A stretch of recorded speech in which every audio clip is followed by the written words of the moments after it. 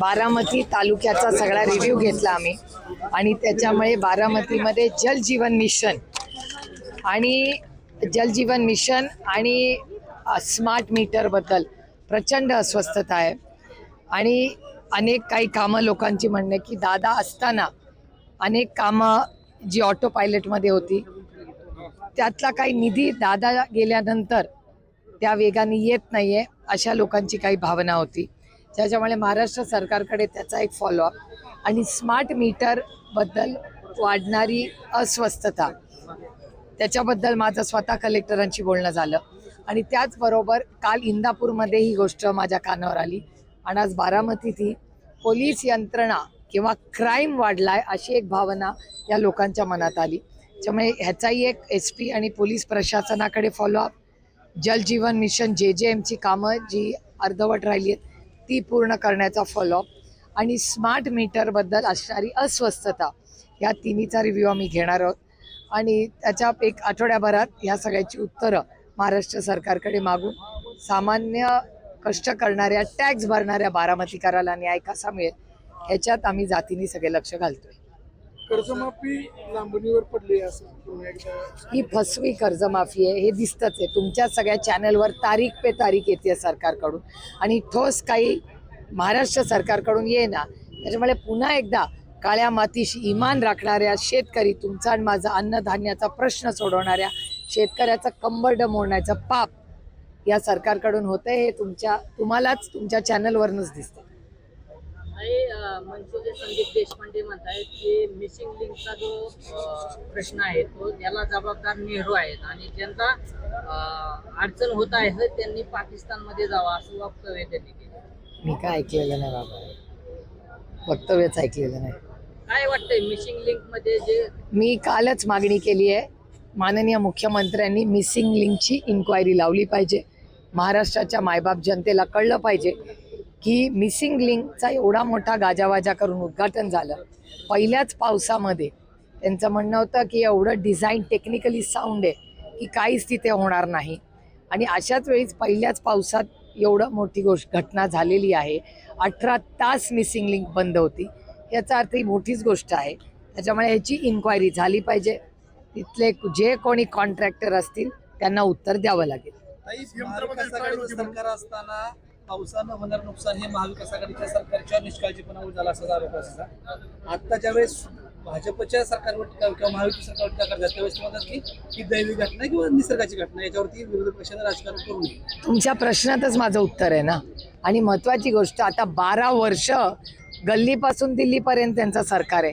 त्याच्यामुळे 70 वर्षाचे हिशोब विचारणाऱ्यांना आता 12 वर्षाचा हिशोब द्यावा लागेल. कारण का सगळीकडेच काय कसं का होईना घरं फोडा, पक्ष फोडा असे उद्योग करून 12 वर्ष त्यांची सत्ता आहे ना, 1 दशक झाला आहे. त्याच्यामुळे आता काँग्रेसला आणि राष्ट्रवादीला नावं ठेवून प्रश्न सुटणार नाही. त्यांना जबाबदारी गेल्या आणि मायबाप जनता ही उत्तर मागणारच आहे आणि मागतेच आहे. शरद पवारांची राष्ट्रवादी लवकरच सत्तेत सहभागी होण्याची माहिती आहे. ही 12 वर्ष गोष्ट मी ऐकते. आजपासून पालख्यांचं प्रस्थान होतंय कसं पाहताय? मोठ्या प्रमाणात झालंय. बघा, दोन्ही पालख्या येत आहेत त्याचं अर्थातच आपण स्वागतच करतो.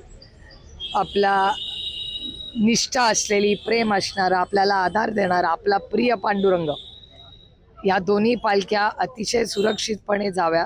नेहमीच नियोजन अतिशय उत्तम असतं आणि आपला सगळा वारकरी संप्रदाय हा अतिशय शिस्तीने दरवर्षी गेले अनेक दशकं ही वारी चाललेली आहे. त्याला आमच्या सगळ्यांच्या मनापासून शुभेच्छा. पण हे बोलताना मला जड अंतःकरणाने एकच गोष्ट म्हणावी लागते की आमच्या श्रद्धाचा जसा आमचा पांडुरंग आहे तसंच उज्जैनपासून अयोध्येपर्यंत ही आमची श्रद्धास्थान आहे. आणि ज्या प्रभू श्रीराम आपल्याला सगळ्यांनाच माहिती आहे, ज्यांनी आपल्याला मर्यादा शिकवली. सुषमा जी नेहमी म्हणायच्या पार्लमेंटमध्ये, संसदेत, की मर्यादा पुरुषोत्तम राम, त्या मर्यादा पुरुषोत्तम रामाच्या मंदिरात जो भ्रष्टाचार झालेला आहे, ह्या गलिच्छ कारभार झाला आहे, त्याचा आम्ही जाहीर निषेध करतो. अहो, यांनी तर रामाला पण आमच्या प्रभू रामाला सोडलं नाही. तुम्ही विचार करा काय पद्धतीने किती गलिच्छ ही घटना आहे.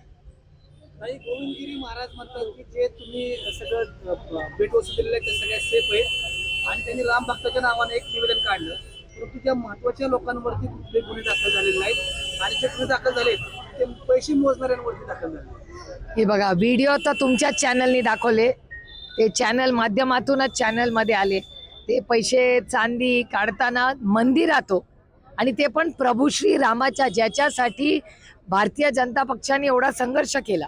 अटलजींनी संघर्ष केला, अडवाणीजींनी केला, सुषमाजींनी केला, अरुण जेटली साहेबांनी केला, आपल्या पुण्याच्या प्रकाश जावडेकर साहेबांनी केला. पूर्ण भारतीय जनता पार्टीने कष्टातून संघर्षातून एवढं मंदिर बांधलं.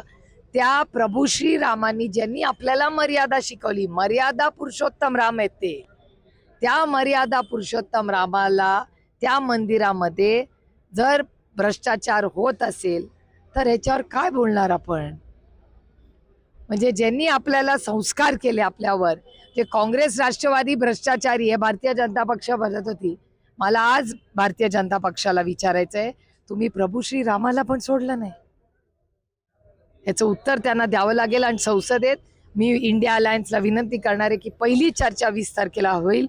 त्या 2 विषय असतील, एक सरसकट फसवी जी कर्जमाफी केली ते, आणि प्रभू श्री रामाला जे फसवण्याचं पाप त्यांनी केलंय त्याचं उत्तर फक्त आपल्याला नाही, ज्यांना आस्था आहे, श्रद्धा आहे, आणि ते पण श्रद्धेचं स्थान अयोध्या ते पासून उज्जैनपर्यंत दोन्ही आमची श्रद्धेचं स्थान आहे.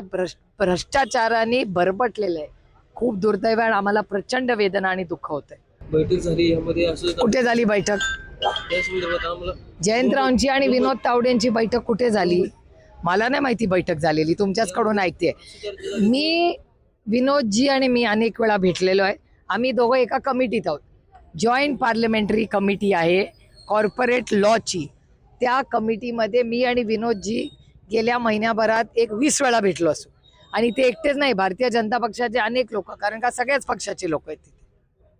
त्यात असं देखील चर्चेत म्हणलं जाते की राष्ट्रवादी साहेबांच्या गटाला काय मिळलं जाणार आणि कधी एनडीए सोबत जाणार अशी देखील चर्चा. मला खरंच गंमत वाटते. विनोद तावडेंचे माझे फोटो पण मी ट्विट केलेत. माझ्या अकाउंटवर जाऊन बघा. मागच्या आठवड्यात 2 दिवस सलग आम्ही दोघं जॉईंट पार्लमेंटरी कमिटीच्या मीटिंगमध्ये मी आणि विनोदजी होतो. दिल्लीत होतो. गेल्या महिन्याभरात आठवड्यातून 2 वेळा पूर्ण सकाळी 11 ते संध्याकाळी 5 विनोदजी आणि मी. आणि तेच नाही, निशिकांत दुबे पण असतात. भारतीय जनता पक्षाचा अध्यक्ष त्याच्यात आहे. अनुराग ठाकूर असतात. सगळेच असतात. किती अजून नावं सांगू तुम्हाला भारतीय जनता पक्षाची? काँग्रेसच्या सुद्धा असतात. येणाऱ्या कालावधीमध्ये राष्ट्रवादी काँग्रेस पार्टी शरदचंद्रजी पवार पक्ष सत्तेत दिसेल की काय विरोधात असेल? आता कसं कायम कोणी विरोधात असतं काय? आमची भूमिका ही सर्वसामान्य मायबाप जनतेची सेवा करण्याची आहे. गेले 12 वर्ष आमच्याबद्दल हे सातत्याने बोललं जात आहे.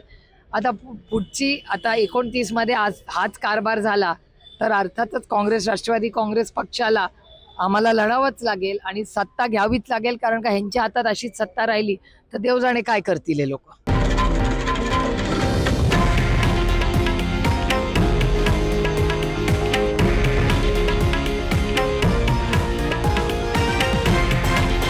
हे आहे देशातील नंबर 1 न्यूज नेटवर्क आणि आपण पाहत आहात TV9 मराठी, एकमेव.